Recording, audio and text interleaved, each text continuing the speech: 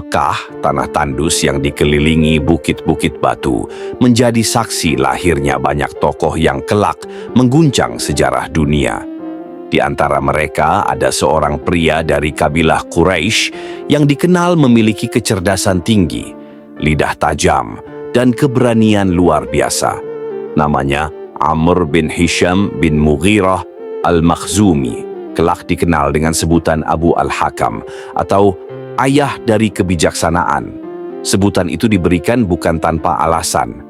Dalam masyarakat Quraisy, ia dikenal pandai menimbang perkara, cepat mengambil keputusan, dan suaranya sering menjadi penentu dalam majelis.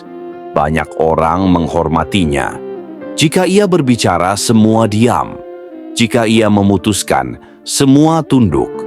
Namun, di balik karisma dan kepemimpinannya tersimpan kesombongan yang perlahan tumbuh menjadi penyakit hati yang mematikan. Abu al-Hakam mulai memandang orang lain rendah, apalagi mereka yang berasal dari keluarga miskin atau tidak memiliki garis keturunan mulia. Sejak muda, ia menyaksikan bagaimana keluarganya, Bani Makhzum, bersaing dengan Bani Hashim, keluarga Nabi Muhammad sallallahu alaihi wasallam. Persaingan itu bukan hanya soal kekayaan, tapi juga kehormatan. Siapa yang lebih dihormati di antara kabilah Quraisy? Siapa yang lebih berpengaruh di tengah masyarakat Mekah?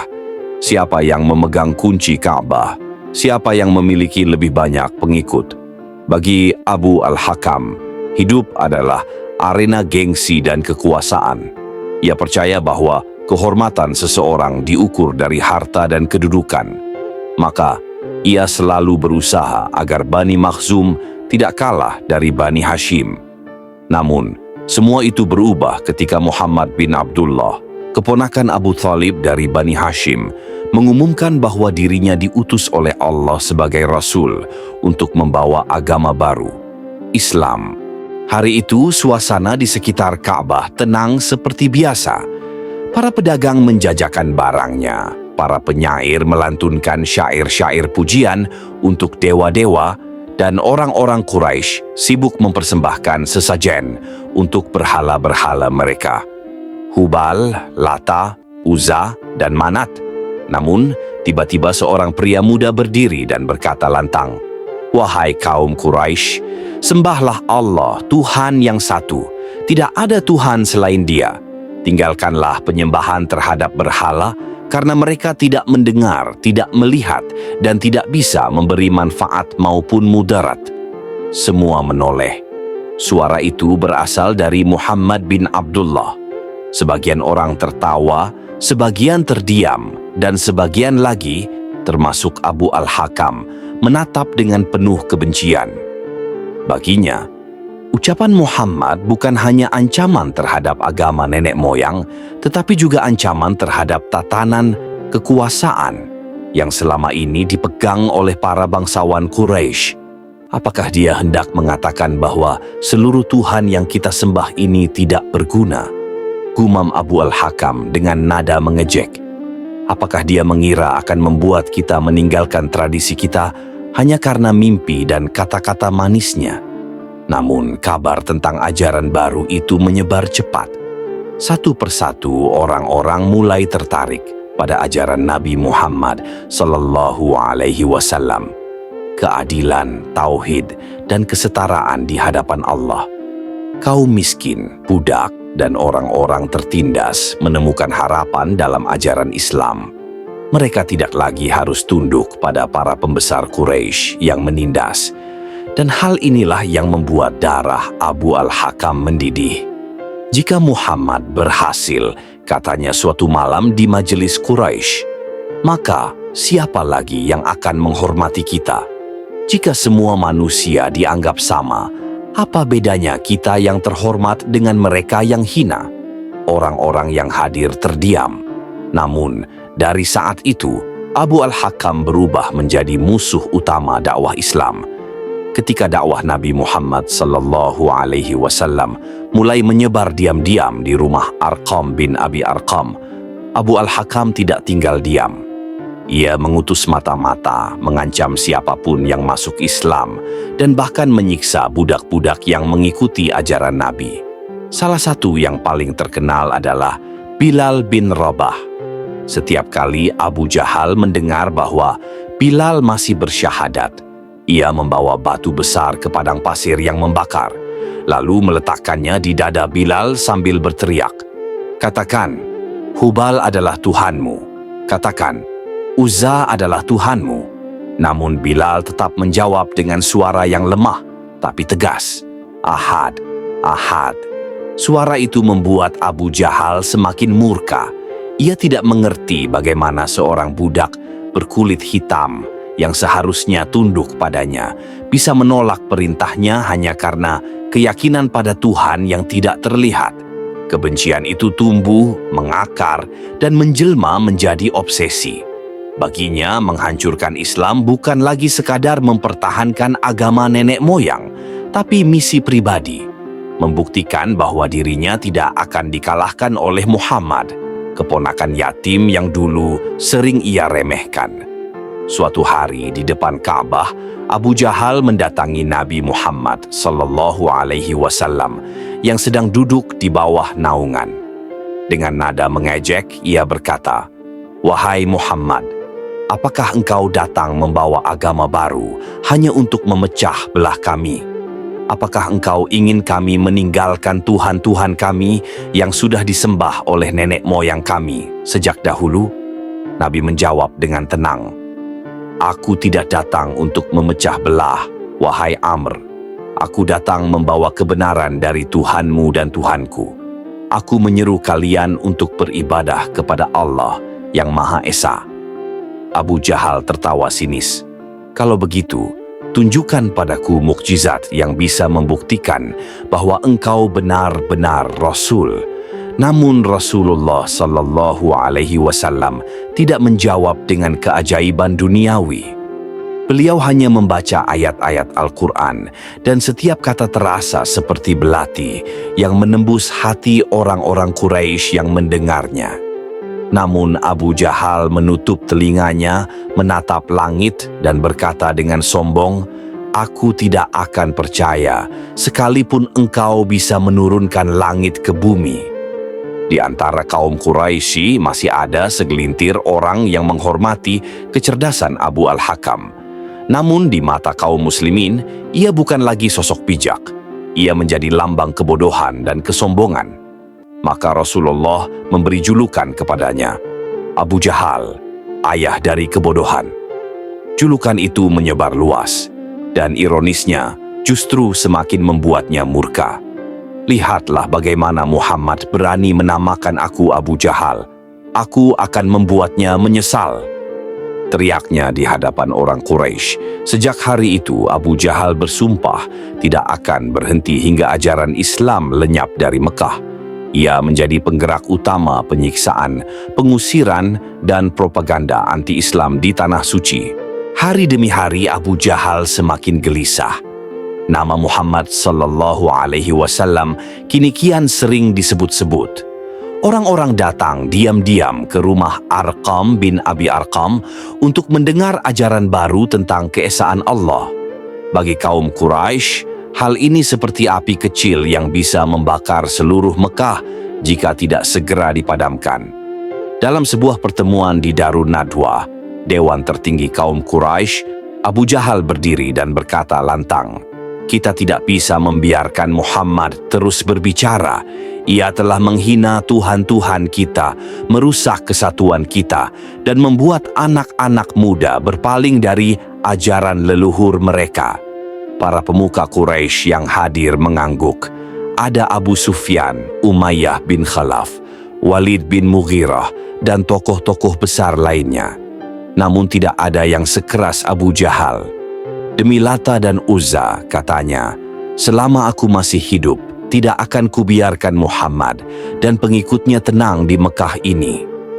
Sejak saat itu, kekerasan terhadap para pengikut Nabi SAW semakin meningkat.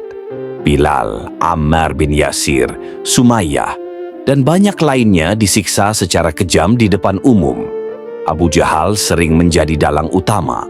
Dialah yang memerintahkan pembunuhan terhadap Sumayyah binti Khayyat, wanita pertama yang mati syahid dalam Islam.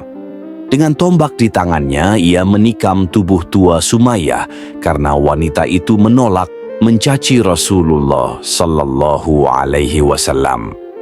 Katakan bahwa Muhammad pendusta, bentak Abu Jahal. Namun Sumayyah menjawab, "Aku bersaksi bahwa tiada Tuhan selain Allah dan Muhammad adalah utusannya." Dengan penuh amarah, Abu Jahal menusuk tubuhnya dan darah suci itu mengalir di pasir panas Mekah. Sejak hari itu, dosa besar menodai tangannya, dan kelak darah itu akan menjadi saksi di hadapan Allah. Suatu pagi, Nabi Muhammad Sallallahu Alaihi Wasallam sedang sujud di depan Ka'bah. Kaum Quraisy duduk berkerumun memperhatikan dari kejauhan. Abu Jahal berjalan mendekat dengan langkah congkak. Di tangannya, ia membawa usus unta yang baru disembelih. Dengan tawa keji, ia melemparkan kotoran itu tepat di punggung Nabi Sallallahu Alaihi Wasallam yang sedang sujud. Orang-orang tertawa terbahak-bahak. Namun Nabi Sallallahu Alaihi Wasallam tetap diam, tidak melawan. Hingga akhirnya Fatimah Az-Zahra, putri beliau yang masih kecil, datang berlari sambil menangis, membersihkan punggung ayahnya dengan tangan mungilnya.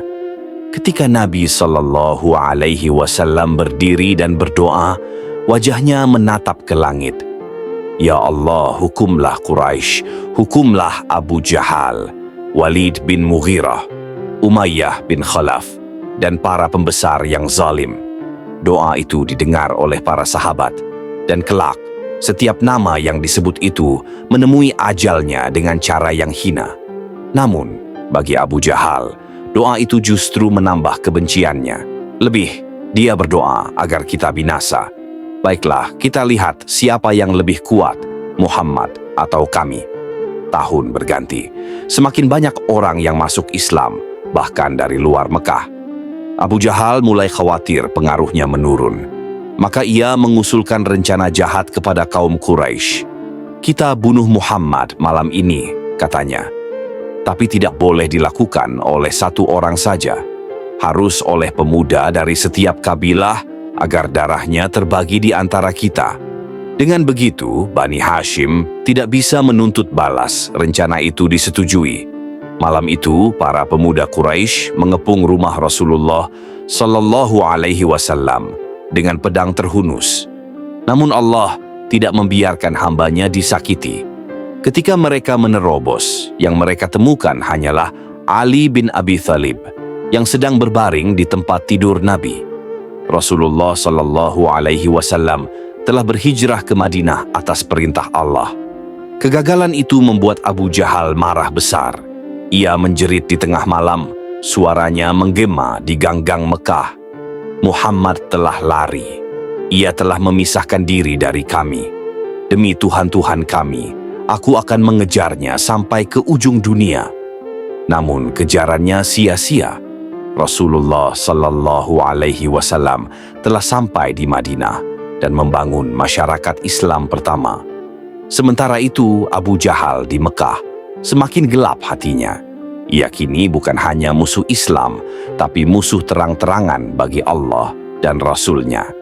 Tahun kedua Hijriah, kabar sampai ke Mekah bahwa kafilah dagang Quraisy yang dipimpin Abu Sufyan akan dicegat oleh kaum muslimin dari Madinah. Abu Sufyan berhasil lolos, namun ia mengirim utusan ke Mekah untuk meminta bantuan. Ketika utusan itu datang, ia berteriak di pasar, "Wahai Quraisy, Muhammad hendak merampas harta kalian. Keluarlah, lawan mereka." Abu Jahal segera bangkit dari duduknya. Dengan wajah merah padam, ia berkata, "Inilah saatnya kita mengakhiri urusan dengan Muhammad. Kita akan tunjukkan bahwa Quraisy tidak bisa diganggu." Ia mengerahkan 1000 pasukan lengkap dengan kuda dan unta menuju lembah Badar. Namun beberapa orang Quraisy, termasuk Al-Akhnas bin Syariq, sempat menolak ikut berperang. "Wahai Abu Al-Hakam, kafilah kita sudah selamat. untuk apa berperang?" "Tidak," jawab Abu Jahal keras. "Kita akan pergi ke Badar, minum arak, menyembelih unta, dan memamerkan kekuatan kita. Biarlah bangsa Arab tahu bahwa Quraisy adalah penguasa sejati." Itulah keangkuhannya. Ia tidak berperang karena alasan logika. Hari itu, lembah Badar berubah menjadi lautan debu dan darah. Pasukan Quraisy yang semula penuh percaya diri mulai goyah ketika melihat pasukan Muslim bertempur dengan semangat luar biasa. Mereka tidak berperang untuk dunia, tapi untuk membela kebenaran dan ridha Allah. Sementara itu, di tengah barisan Quraisy, Abu Jahal berteriak dengan suara lantang, "Wahai kaum Quraisy, jangan lari, ingatlah kehormatan kalian, kita adalah penjaga Ka'bah. Jangan biarkan Muhammad dan pengikutnya menang." Namun seruannya tidak lagi dihiraukan. Satu demi satu, panglima Quraisy gugur di medan perang. Utbah bin Rabi'ah, Syaibah bin Rabi'ah, dan Walid bin Utbah, 3 pemimpin besar Quraisy, tewas di tangan para sahabat. Kemenangan mulai berpihak pada kaum muslimin. Abu Jahal menatap sekitar dengan tatapan tak percaya. Ia menyaksikan sendiri pasukannya porak-poranda, unta-unta berserakan, dan mayat-mayat bergelimpangan di pasir yang panas. "Tidak, ini tidak mungkin," teriaknya sambil mencabut pedangnya. Ia masih berusaha maju ke depan, walau di sekitarnya hanya tersisa sedikit prajurit. Tapi dari kejauhan, 2 pemuda dari kaum Ansyar sudah mengincarnya. Kedua pemuda itu adalah Mu'adz bin Amr bin Al-Jamuh dan Mu'awwidz bin Afra, 2 sahabat muda yang hatinya menyala oleh iman. Sebelum perang dimulai, mereka bertanya kepada sahabat yang berdiri di samping mereka, "Paman, tunjukkan padaku siapa Abu Jahal itu." "Untuk apa kalian mencari Abu Jahal?" tanya sahabat itu. "Kami mendengar bahwa dia telah banyak menyakiti Rasulullah sallallahu alaihi wasallam. Demi Allah, jika kami melihatnya, kami tidak akan berhenti sebelum membunuhnya." Ketika pasukan Quraisy mulai kacau, mereka berdua menemukan Abu Jahal di tengah medan perang, dikelilingi beberapa pengawal. Dengan keberanian luar biasa, mereka menyerbu ke arah pemimpin Quraisy itu. Abu Jahal sempat menangkis serangan pertama, namun pedang Mu'adz berhasil melukai kakinya hingga terjatuh dari kuda. Ia tersungkur ke tanah, namun masih berusaha berdiri dengan sisa tenaga. "Celaka kalian! Siapa kalian?" teriaknya dengan marah. "Kami adalah kaum Ansyar," jawab mereka. "Kami datang untuk membalas kezalimanmu terhadap Rasulullah." Dengan pukulan terakhir mereka menebas lehernya. Abu Jahal jatuh ke tanah, tubuhnya berlumuran darah. Namun ia masih bernafas, terkapar dalam kesombongannya. Perang usai, kaum muslimin memenangkan pertempuran besar pertama mereka. Ketika Rasulullah memeriksa medan perang, beliau berkata kepada sahabat-sahabatnya, "Carilah Abu Jahal, karena ia adalah Fir'aun umat ini." Tak lama kemudian, Abdullah bin Mas'ud menemukannya terbaring di tanah, masih hidup tapi hampir mati. Pedangnya patah, wajahnya berdebu, dan sorot matanya penuh kebencian. Ibnu Mas'ud, yang dulu sering dihina dan ditendang Abu Jahal di Mekah, mendekat dan berkata dengan lembut, "Wahai musuh Allah, apakah engkau mengenalku?" Abu Jahal menatap dengan lemah, lalu menjawab dengan nada sombong, meski nyawanya tinggal sedikit, "Celaka engkau. Ya, aku mengenalmu. Engkau hanyalah seorang gembala hina yang dulu aku usir dari Mekah. Bagaimana mungkin engkau berdiri di atasku hari ini?" Ibnu Mas'ud menjawab, "Hari ini Allah telah menghinakanmu, wahai musuh Allah." Abu Jahal masih menolak menyerah. Bahkan di ambang kematian, kesombongannya tak juga padam.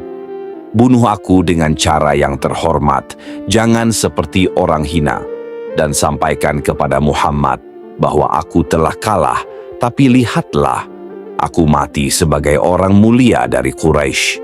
Ibnu Mas'ud mengangkat pedangnya lalu menebas lehernya. Dengan satu tebasan, berakhirlah hidup Abu Jahal, manusia yang paling keras menentang kebenaran. Darahnya membasahi pasir Badar, menjadi bukti betapa kehancuran menimpa siapapun yang menantang Rasul Allah. Ketika Rasulullah Shallallahu Alaihi Wasallam mendengar kabar itu, beliau berkata dengan penuh syukur, Allahu Akbar. Segala puji bagi Allah yang telah menepati janjinya dan menolong hambanya. Inilah Abu Jahal, Fir'aun umat ini. Abdullah bin Mas'ud kemudian menunjukkan kepala Abu Jahal kepada Rasulullah Sallallahu Alaihi Wasallam. Beliau menatapnya dengan tenang, tanpa kebencian. Lalu beliau berkata lirih, inilah dia yang dahulu berkata, aku akan menginjak leher Muhammad. Tapi lihatlah, hari ini Allah lah yang menginjak kesombongannya. Tubuh Abu Jahal kemudian dilemparkan bersama mayat-mayat kafir Quraisy ke dalam sumur besar di Badar. Rasulullah Sallallahu Alaihi Wasallam berdiri di tepi sumur itu dan bersabda, apakah kalian kini menemukan bahwa janji Tuhan kalian benar? Karena aku telah menemukan janji Tuhanku benar adanya. Sahabat Umar bin Khattab yang mendengar itu bertanya, wahai Rasulullah, apakah engkau berbicara dengan orang yang sudah mati? Rasulullah menjawab, demi Allah yang mengutusku dengan kebenaran, mereka mendengar ucapanku, hanya saja mereka tidak mampu menjawab. Setelah wafatnya Abu Jahal, namanya menjadi simbol kebodohan, kesombongan, dan penentangan terhadap kebenaran. Al-Quran mengabadikan kisah orang-orang seperti dia dalam banyak ayat, di antaranya, dan janganlah engkau mengikuti orang yang hatinya telah kami lalaikan dari mengingat kami, serta menuruti hawa nafsunya dan keadaannya melampaui batas. Quran Surat Al-Kahfi ayat 28. Dan juga, sesungguhnya orang-orang yang menentang Allah dan Rasul-Nya, mereka termasuk orang-orang yang paling hina. Quran Surat Al-Mujadilah ayat 20. Dalam riwayat lain disebutkan, Abu Jahal akan dibangkitkan di akhirat dengan wajah yang hitam pekat, penuh penyesalan. Ia akan berkata di hadapan Allah, ya Tuhanku, kembalikanlah aku ke dunia agar aku beriman kepada Rasul-Mu. Namun Allah menjawab dengan firman-Nya, sekali-kali tidak, sesungguhnya itu adalah perkataan yang diucapkannya saja, dan di hadapan mereka ada barzakh sampai hari mereka dibangkitkan. Quran Surat Al-Mu'minun ayat 100. Kematian Abu Jahal bukan sekadar kisah perang. Ia adalah cermin keangkuhan manusia yang menolak kebenaran karena kesombongan, gengsi, dan kedudukan. Ia melihat kebenaran dengan mata kepala sendiri, mendengar ayat-ayat Al-Quran dengan telinganya, namun hatinya tertutup rapat oleh kesombongan. Abu Jahal tahu Muhammad Sallallahu Alaihi Wasallam tidak pernah berdusta, karena ia tumbuh bersama beliau sejak kecil.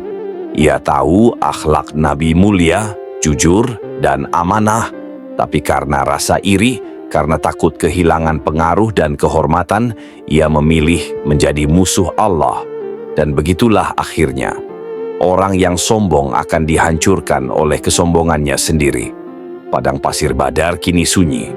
Angin berhembus membawa debu-debu halus yang menutupi bekas pertempuran. Di balik keheningan itu terkubur jasad manusia yang dahulu paling ditakuti di Mekah, Abu Jahal, kini menjadi pelajaran abadi.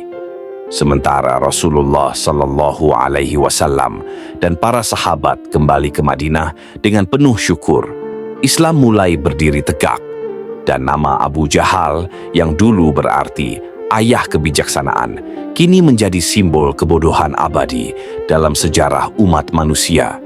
Dari kisah ini kita belajar bahwa kebenaran tidak bisa dikalahkan oleh kekuasaan atau kekayaan, bahwa kesombongan adalah awal dari kehancuran, dan bahwa Allah selalu menolong orang-orang yang beriman dengan pertolongan yang datang dari arah yang tak disangka-sangka.